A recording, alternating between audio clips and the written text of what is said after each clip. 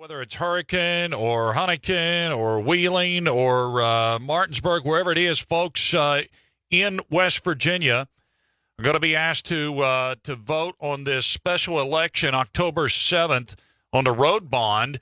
Early voting actually begins a week from today. If you're not registered in West Virginia, you got to get registered by September 18th, which is just right around the corner. It's Monday. West Virginia Secretary of State Mike Warner is with us now. Good morning, Mike. How are you, sir? Hey, I'm wonderful. Thanks for having me on, and thanks for that little public service announcement to let everybody know about the election. Yeah, this is very important. I mean, it's $1.6 billion bond issue, and the important thing is that people get all the information and make sure that if they want to participate in the election process, that first off you got to get registered. That's correct, and that is by Monday. So they have, today and then Monday to get in to see their county clerk and get registered, or you can go online and register. But the surefire way to do it is to visit the county courthouse yourself and see the clerk. Yeah. And then early voting begins a week from today. Is that right? That's correct, next Friday. Okay. So, and then when will that end? That ends October 4th. Okay. And the election is the 7th. Okay. All right. So you've been trying to educate people on the information here about the election. Governor Justice has been trying to educate people from his point of view of voting for the bond. And I know your office doesn't take a stand on that one way or the other. However, at the training session that you had at Canaan Valley, Governor Justice came and spoke there at a luncheon. Wasn't during the actual training, but there's been an elections complaint filed by Wood County GOP Chair Rob Cornelius over a couple of different things about Governor Justice being there and what he said to county clerks. So what's your thought on that? Well, as you probably know, that as Secretary of State, I'm not in a position, I'm not able to, by state law, I'm not able to address the elections complaints. I think there's been stuff out in the open press. I've been on the road since this happened. I was in Canaan on Tuesday. I went to D.C. on Wednesday. I was in Martinsburg yesterday, and I'm in Wheeling today. So I have not been back in the office to see that. But in any event, I couldn't comment on it either way. But the elections complaint does go to your office, so will you have to rule on that one way or the other? Well, typically it would. There are other venues, particularly the Attorney General's office, that this may be passed off to. So we just have to take a look at it, see what is the proper course of action. Okay, I see. Who invited the governor to be there? Again, this is just one we need to let the process work and let the results come out at the end of this process. Okay. You were just in Washington, D.C. To tell us about that. What were you there for? That was a very unique opportunity. It was what happened is Robbie Mook, who was the campaign coordinator for Hillary Clinton's campaign, was hacked. As you well know, that John Patelso was hacked, and everything that Mook had sent to him and other people was laid out in the press, and so he was the victim of this hacking. And his comment was, after the result that they had in that election, you can either be bitter or you can get better. And he decided to get better and take that traumatic experience he went through and do something positive with it. So he got a hold of actually the Belfer Center at Harvard University agreed to run an exercise to defend digital democracy. And so Robbie Mook from the Hillary campaign and Matt Rhodes from the Mitt Romney campaign. So both of those people, and both experienced the hacks, both were victims of that. They got together with the Harvard University, and they put on this forum and added, this is the impressive part, is there were 4 secretaries of state invited. I was one of those. And then Google and Facebook from the private industry side. And you just don't get any bigger or better than Google and Facebook to participate in this. We actually held the forum at Facebook's headquarters in Washington, D.C. But then the other participants were just as impressive. We had the FBI, we had Department of Homeland Security, and the person who was responsible for digital security at the National Security Administration, NSA, was there. So I think you really had the heavy hitters participating in this event, and it was a wonderful exercise. And to the degree we have time, I can explain to folks just what took place and the lessons learned I got out of it. Well, that's pretty interesting there, and then there's in the midst of all that, there was a story. I don't know if you saw it, Mike, about the voting machines could be hacked, and you may not even know it. Yeah, that's a great point that you bring up here. And what I want to ensure the people of West Virginia is that in this last election, not one vote was changed, not one, by any of the digital hacking or pinging or anything else that you may have heard. Now, there were two databases apparently that were had some intrusions, one in Arizona and one in Illinois, but that was into the registration database, nothing to do with the elections, nothing to do with the voting machines and so forth. What you're referencing is a hacking conference that was held, and those people were handed the machines and had total access to those machines and were given whatever time they needed to see if they could break into it. And, of course, when you give some of these smart people access to the machines and unlimited time and so forth, then, yes, there are opportunities to hack into the system. But none of that has occurred in our elections here in West Virginia or throughout the United States.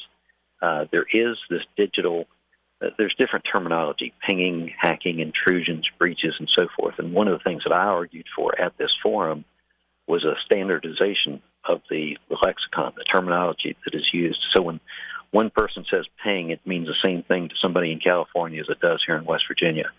And that was a lesson learned that they took away from that. And several folks said that they would try to tackle that either from the National Institute for Standards and Technology, the EAC, the Elections Commission, the Belfer Center itself. There were several folks that said that needed to be done, and they agreed to work on that for the future. So when you have a standard terminology, then all of us can start to attack the problems, and that was one of the key things that came out of this exercise.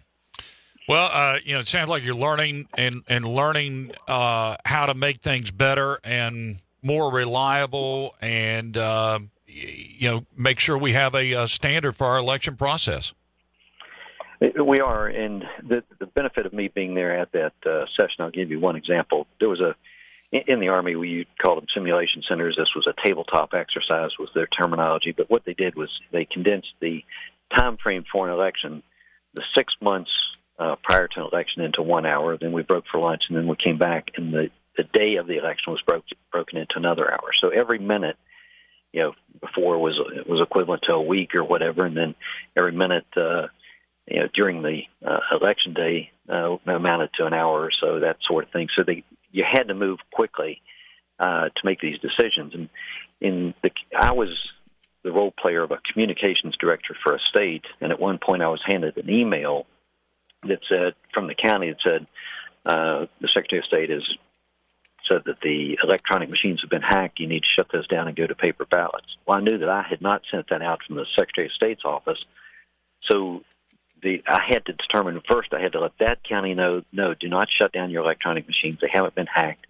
But it also told me that my system, my email, had been hacked, and now I needed to address that on Election Day. I needed to get to the other counties and tell them that was a bad email if they had received one. And so it was a learning point. At the same time, during this exercise, they had CNN showing up. They had newspaper reporters showing up on the screen behind you, and you had to be turning around and looking at the screen to know what was being reported in your state at the county level. There were things such as protests. People were saying that they were being harassed at the polls, not allowed to vote. And the civil society people were coming in and saying, why aren't you having, the ballots done in foreign languages and so forth. So you had a lot of activity coming at you at one time, and the lesson was you need to be keyed into what's going on in the press, what's going on TV, what's going on at the county level, and you need to be addressing that, because if you did not address it, the hour later something else would explode, riots or whatever. So it was a great exercise. It's one I'd love to bring back here to the county clerks in West Virginia. But back to the digital point, it was that one email that was presented to me that told me that my system had been hacked and I needed to do something about it. So that's the sort of thing that the people that ran this were students at Harvard, and I can tell you one of them had 10 years experience in the CIA. One was a special operations officer. One came from the military intelligence community that had been looking at Russia and North Korea and so on.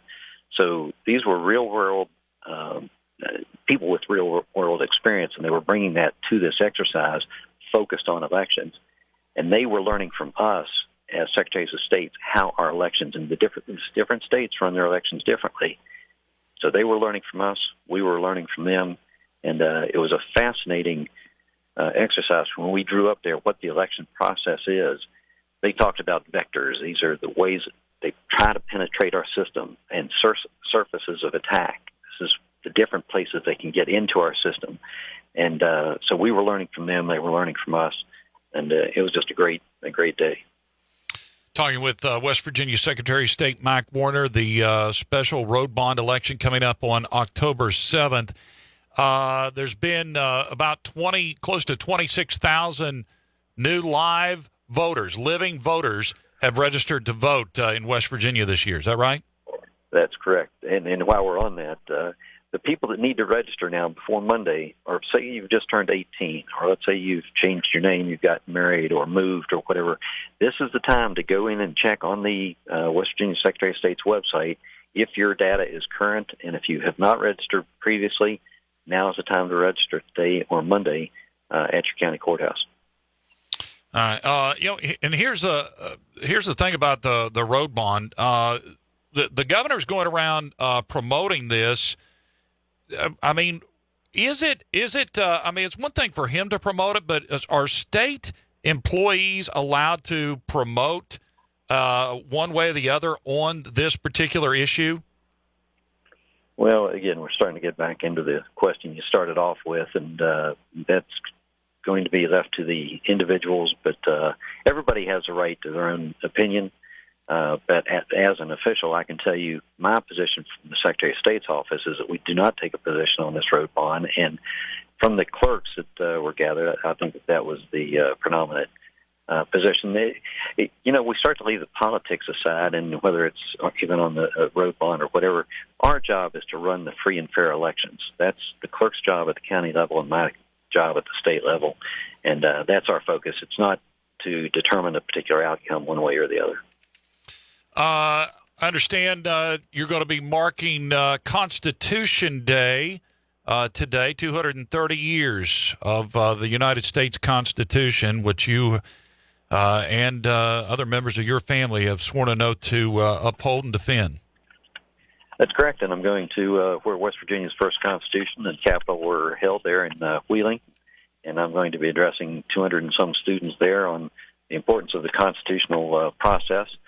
And having gone to the University of Virginia, Mr. Jefferson University, for my master's degree, I had a fair dose of constitutionalism in law school, and I wanted to share some of that with the students as to what goes into making the Constitution.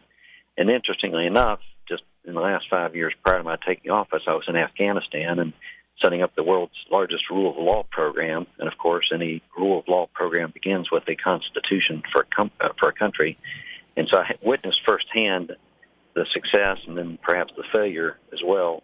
As soon as you start that process of drafting the Constitution, what goes into that is absolutely fundamental and essential to the success or failure on down the road. And I think that's part of what we're seeing in Afghanistan today is perhaps some weaknesses, fatal flaws may have been built into that right from the outset, at least as far as you're concerned from a Western-style perspective.